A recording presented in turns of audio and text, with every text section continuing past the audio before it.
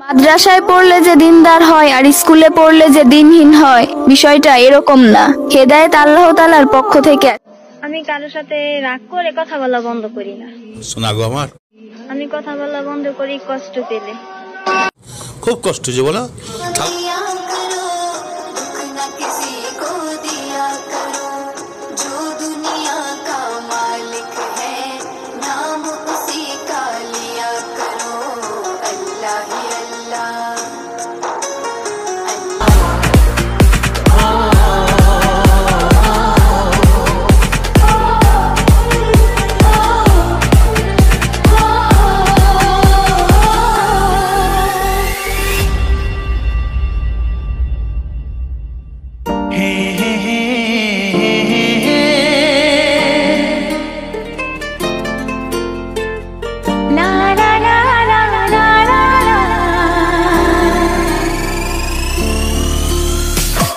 लड़की बड़ी अनजानी है, सपना है सच है कहानी है।